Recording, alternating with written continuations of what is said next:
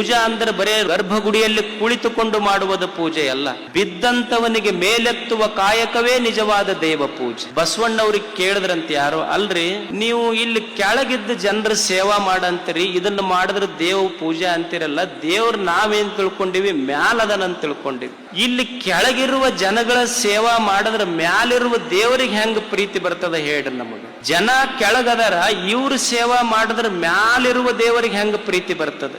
ಅವಾಗ ಬಸವಣ್ಣವ್ರಂತಾರ, ನೋಡ್ರಪ್ಪ ಈಗ ಒಂದು ತೆಂಗಿನ ಗಿಡ ಐತಿ, ಒಂದು ತೆಂಗಿನ ಗಿಡಕ್ಕ ತೆಂಗಿನ ಕಾಯಿಯೊಳಗೆ ನೀವು ಮ್ಯಾಲ ಹೋಗಿ ಯಾರು ಸಕ್ರಿ ನೀರ್ ಅದಕ್ಕೆ ತುಂಬಿಲ್ಲ, ಯಾರೂ ಸಕ್ಕರೆ ನೀರು ತುಂಬಿಲ್ಲ, ನೀರು ಹಾಕಿದ್ದು ಬೇರಿಗೆ ಹಾಕಿರಿ.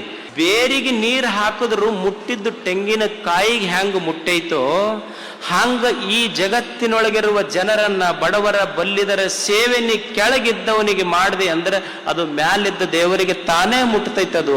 ಮರದ ಬಾಯಿ ಬೇರೆಂದು ತಳಕೆ ನೀರೆರೆದರೆ ಮೇಲೆ ಫಲ್ಲವಿಸಿತ್ತು ನೋಡ, ಅದು ನಿಜವಾದ ಸೇವೆ. Like, comment and subscribe.